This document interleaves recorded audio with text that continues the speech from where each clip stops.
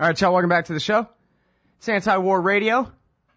And, man, I love them Cockburn brothers. I guess I don't talk to Alex very often. We speak with Patrick all the time on the show about all the wars he covers. And then, also from time to time we catch up with Andrew Cockburn. He's also a journalist. He's the author of a great many books, Inside the Soviet Military Regime, Dangerous Liaison, The Inside Story of the U.S.-Israeli Covert Relationship, and 1 Point Safe, both of those co-written with his wife Leslie Cockburn, who also wrote Out of Control, which was the first serious foreign policy book I ever read in high school about Iran-Contra. He's also wrote Out of the Ashes, The Resurrection of Saddam Hussein, co-written with his brother Patrick. And he's the author of a book which I have begged you to read over and over again on this show, Rumsfeld, His Rise, Fall, and Catastrophic Legacy. He's got a brand new piece in Harper's, the November issue of Harper's, called Search and Destroy, the Pentagon's Losing Battle Against IEDs. Welcome back to the show, Andrew. How are you doing? Great to be with you. Well, I'm very happy to have you here. So, what an interesting story this is. The government's, it's in a few pieces here, but let's start with the modern-day Manhattan Project to defeat homemade landmines. Well, as I was saying, we're $70 billion in and counting on the fight against IEDs, which, the Pentagon gave basically homemade landmines this fancy name, IEDs, improvised electronic device. But people should appreciate just how homemade they are. We're talking about, the cooking pots filled with, homemade explosive, which is made from fertilizer, so mixed up, and a few, maybe a 9-volt battery. Very, very simple. Talking $10, $20, and up from there. And that's what we spent this enormous amount of money on. But, you read the piece. You tell me what interests you. But, I just think it's a phenomenal event of our times that we unleashed a Manhattan Project, to defeat, bombs made in cooking pots. Mm-hmm.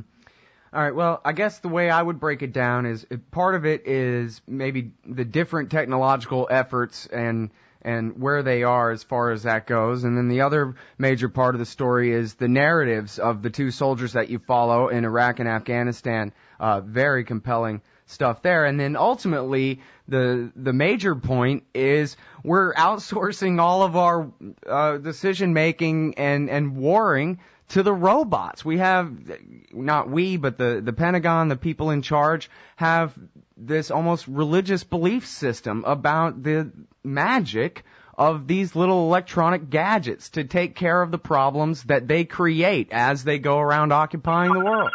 And it doesn't really work. Yeah, well, let's start with that. It's been a dream. Certainly going back to Vietnam, where the idea of the automated battlefield, that somehow we can, if we deploy enough surveillance technology, picking up, infrared, every kind of image, every kind of data, seismic and so forth, and then we suck it all up, indiscriminately, automatically, without human intervention, and we put it into, the most advanced computing, data processing technology we have. Somehow this will spit out the answer, and it'll tell us where that Afghan farmer has just buried a bomb. We tried that in Vietnam when they tried to, and I tell the story of how, the electronic fence, they tried to close off the Ho Chi Minh Trail with that, and that never worked. Mm-hmm. And really it's what they've been trying to do in Iraq and Afghanistan. What's funny about that, Andrew, is to hear Robert McNamara tell it. His big mistake was getting so buried in numbers and quantifications that he lost track of what he was doing in the world, whether it was World War II, Korea, or Vietnam. Well, that's kind of his, yes, he does say that, and that's what he sort of said in that Errol Morris film. Right, yeah, The Fog of War. This is his lesson, was that, it's not a matter of quantity, it's a matter of quality over there. Well, right, and it's a separate discussion. I really sort of react badly to anything Robert McNamara says, and I thought that film was really Robert McNamara's attempt once again to sort of slither out of what should be his indictment for war crimes. But sure. anyway. Yeah, I'll buy that, but... In a way, though, you could say from the point of view of the real interests at work here, it's not so dumb, because while, that huge project to block off the Ho Chi Minh Trail, which was basically an IBM contract, or what's been going on since in our current wars, they don't have much to do with, stopping the enemy. They do have a lot to do with corporate profits. So from the point of view of, what we used to say in the old-fashioned term, military-industrial complex, this all works very well. IBM made billions of dollars in Vietnam. Now we have firms like, Honeywell, General Atomics, ITT, the list is as long as your arm, including a lot of very rich corporations that no one's ever heard of, that have made, tens of billions of dollars out of the IED. But the point is, it hasn't slowed the IEDs down, the Taliban, or before them the Iraqis down by 1 minute. But it's certainly made people a lot of money. Mm-hmm. Well, and there are stories in this piece. Again, it's a Search and Destroy in the November Harper's that illustrate, exactly what's going on here so well. Where you say this guy Rivolo in Iraq, the astrophysicist. Yes. He came up with a plan. He said that, these and those tactics aren't working. Let's go back and, examine our results and maybe come up with something better. And he said, well, what if we flew light aircraft around just to keep track of who's actually doing the placing, and we try to follow those guys home and blow them up, and maybe make it, decrease the incentive for people to be willing to go out and place a bomb for $15 by the side of the road and risk, when they're actually risking their life much more. And he says, I guess, to you in this piece that they rejected it out of hand because it wasn't expensive enough. Exactly. They would rather use satellites or something. They did, exactly. They exactly wanted to use satellites. Really? That's not even in the piece. I was just making that up for sarcasm's I thought people wouldn't sake. believe it, but we actually do have satellites looking for Afghan farmers digging holes in the road. And we certainly, and beyond that, we have layer upon layer of blimps, of very four-engine aircraft, of smaller aircraft. I mean, all the way. It's a wonder anyone can see. There's any daylight penetrates down to Afghanistan. There's so much stuff up above. But that's what happened to, Rex Rivolo. I mean, he went and did the numbers, in a good way. I mean, he just figured out cause and effect. We deploy all this surveillance technology. What has been the effect? And he found, really looking at, this kind of system and that kind of system, and how many bombs were in the area, did the number of bombs that went off go up or down, or, nothing happened. And he found time after, in fact, pretty much every case, well, not every case, but every high-tech case, that these things had absolutely no effect. And that's, it's a pretty, and, because he was well-placed in the command, I mean, to know what was going on, they were ejected because, as you just said, they were too cheap.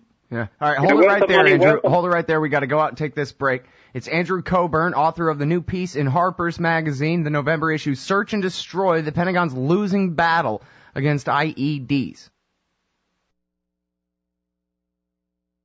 All right, y'all, welcome back to the show. It's Anti-War Radio. I'm Scott Horton. I'm talking with Andrew Cockburn, author of Rumsfeld, His Rise, Fall, and Catastrophic Legacy, about his new article, Search and Destroy, the Pentagon's Losing Battle Against IEDs. And, it really is a matter, you have quotes in here of some commander or another, Andrew, bragging about how, with all of our drones and all of our integrated software and computer screens, we can see everything. And yet, it's simply just, again, back to McNamara, it's just a matter of confusing quantity for quality. Exactly. And data for knowledge. Yeah, or, put it another way, going when the object is quantities of dollars rather than quality of, of what the job they're actually meant to be doing. Right. But the problem with that is that means that when they appropriate all these billions of dollars, they're all just basically wasted, and our guys are still getting blown up by these things, same as they always were. Exactly. I mean, that's, I had a conversation I quoted in there from the guy who, until last year, the general who, actually early this year, General Oates, who ran the Pentagon's main sort of anti-IED task force, it's called JIDO. He said, basically the numbers of, bombs the percentages of enemy bombs that go off and, hurt one of our soldiers really hasn't changed since 2004. I mean, his phrase was that number stayed pretty stubborn. And what that means is, as we've spent, all these billions of dollars, we've developed new armored vehicles and jamming devices and surveillance planes and armor and all those things, but, the other side has simply adapted to them. So the overall equation hasn't changed, which is pretty interesting and kind of sad, as you say. Mm-hmm.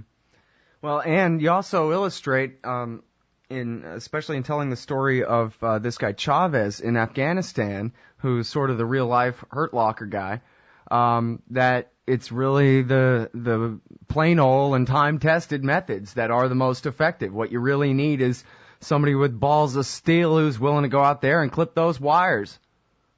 Well, that's right. I mean, he's a very remarkable guy. This is, I should explain, this is a Marine Master Sergeant, Tano Chavez, who was the acronym.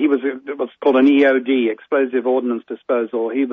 And his job was to go out and disarm these bombs when people found them. And the story I tell is he was posted with a Marine unit to the town of Sangin in the Helmand province in Afghanistan. This was in 2008.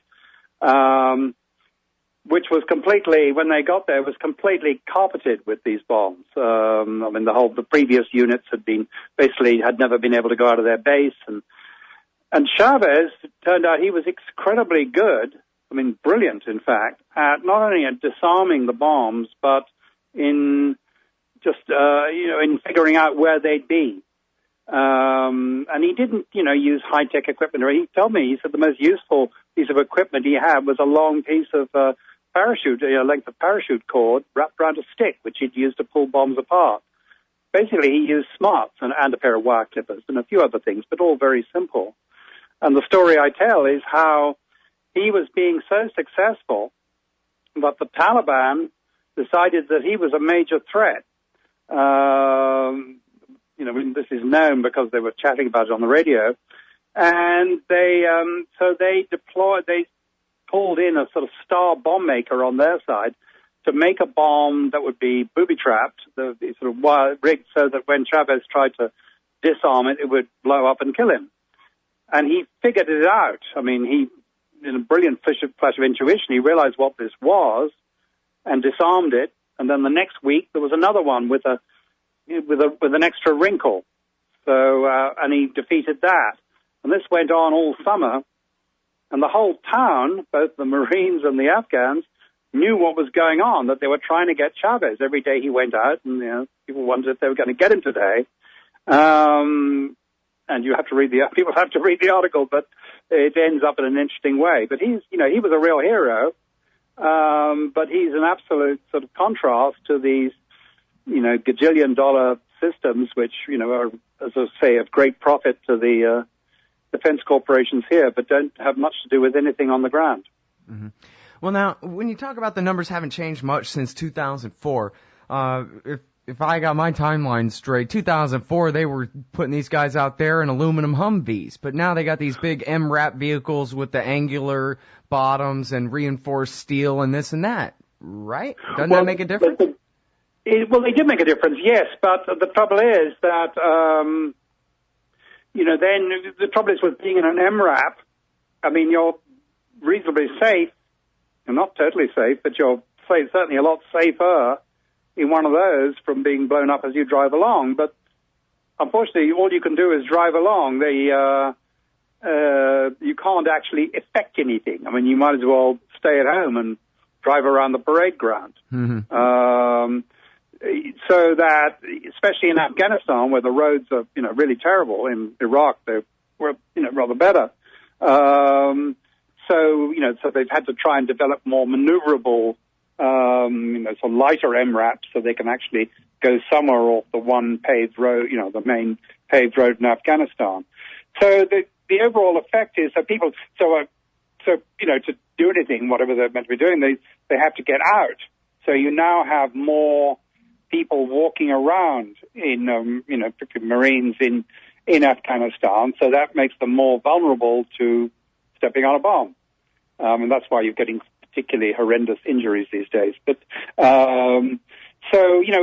yes, of course, we've come a long way from having guys ride around in sort of aluminum Humvees, or in fact, in those days, soldiers in Iraq were actually trying to make their own armor. They were scouring garbage dumps to find scrap dumps to find, it's called hillbilly armor, find bits of metal that they could stick on the sides of their Humvees. So and they were completely vulnerable to radio-controlled bombs. So yes, we built the MRAPs and we built, jammers, but then the enemy, waits for you to get out, or they've figured out that you can't, it's hard to penetrate an MRAP, but you can make it roll over, which, ultimately has the same effect, puts it out of action. It's been, back and forth, but overall, the actual proportion hasn't changed. I mean, our defenses have gone up. The number of IEDs that the other side makes has gone up. It goes up and down a bit, but overall the trend line stays fairly constant. Mm-hmm. One of the guys in the chat room was pointing out that compared to the NVA or the VC, the Taliban is much less well equipped and financed than them. They had, the Chinese and the Russians were at least financing them and helping them. In this case, these guys have nobody really on their side, and of course, decades have gone by, and we've had nothing but technical revolution after revolution in the American way of waging war, and yet the balance is just about the same as in Vietnam. We can keep on fighting, and they can't really drive us out, but we can't defeat them either. Well, this is absolutely true. But it's an interesting thing about the Taliban. I mean, Chavez, the Marine I was talking about, he'd also done several tours in Iraq.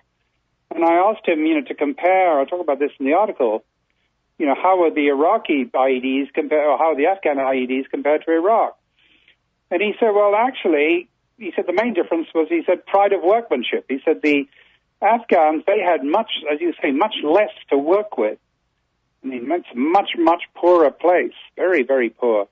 But he said that they really, Afghan IEDs were much better made, more carefully made than the Iraqi ones, where they just crank them out, just rely on numbers, and maybe, large proportion wouldn't work.